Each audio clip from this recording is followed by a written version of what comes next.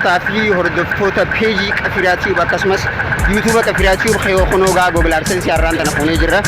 Alhamdulillah harka keenya gahee jirra. Warreen subscribe, like, share viidiyoo keenya ilaaluudhaan namoota bira nu ga'uudhaan cinaa dhaabbatan hundaa'u hedduu isin galatoomfanna.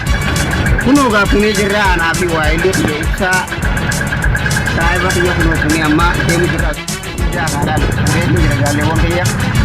Uno galatoma hedduuma ulfaadhaan isin jiru barbaada qodo harka kiyya gahee jira. Taajira Abdulatif Ibrahim Kajaw dhufee jira Google AdSense. Hojii keenya kana booda diraamaa fi wantoota qabnu hundaa hoogganaa kana booda hojjenna. Akkasiin siinjaa YouTuber Qafiraa Tube akkam jirtan kabajamtootaa fi daawwattoonni kiyya marti keessanuu. Egaa har'aan tana galateeffannaa yookaan dammoo baga Rabbiin nu gammachiise baga walumaan nu gammachiise jechuun barbaadeetiin as bahe.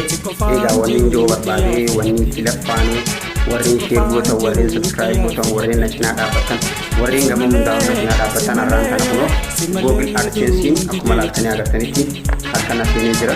Google AdSense'n dhufee jira jechuudha. Kanaaf jechuun warreen share naaf gootan warreen subscribe naaf gootanii fi warreen na daawwatan hordoftoonni hundinuu baga gammaddan baga gammanii isin jechuu barbaade. Akkasiin isin ja'a warreen na cinaa dhaabbatan warra YouTube kun akka monetize ta'u na hojii laffaasan na cinaa dhaabbatan hamilee naa taatan bu'aa bahii hedduu keessaa akka waliin turu walumaan bahina warreen na cinaa dhaabbatanii akkasitti hamilee naa taatan marti keessanuu hedduu akkanaa galatoomaa hedduu naa galatoomaa. Eegaa monetize ta'ee jira. Kunoo Google AdSense pooliisanii eegaa harka fayyadamee jira. Baga gammaddan isin jechuu barbaada. Egaa kunoo guyyaa irraa fuunee harkaa qabna. Google AdSense'n kajaa'amsan ka duraan hin beekne namoonni monetize godhuudhaaf wantoota hedduu namaan jiru turan san kunoo monetize karuma salphaadhaan alhamdulillah Rabbiin nu gargaaree godhannee jirra. Kunoo harka nu gahee jira. Baga gammaddan baga gammaddan isin jechuu barbaade.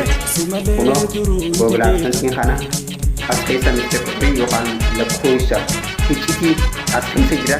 As keessa fuuneetti gama Google AdSense itti neene Google AdSense itti galchine booda Google AdSense keessaadhaan akkaawuntii irratti akka maallaqni nuuf galu taasisnaa jechuudha. Warreen cinaa dhaabbatanii aarsaa barbaachisu hunda hojiin kabaltanii laayikiidhaan sheeriidhaan waa hundaa cinaa dhaabbatanii na gargaartan hedduu galatoomaa hedduun isin jaaladha. Warreen gara Facebookaatiin kara peejii Facebookaatiin kara TikTokiin kara WhatsAppiin kara Instagramii fi gara hundaanuu na cinaa dhaabbatanii na gargaartanii na cinaa dhaabbatanii hamilee naa taatan hunda keessanuu isin galatoomfachuun barbaada.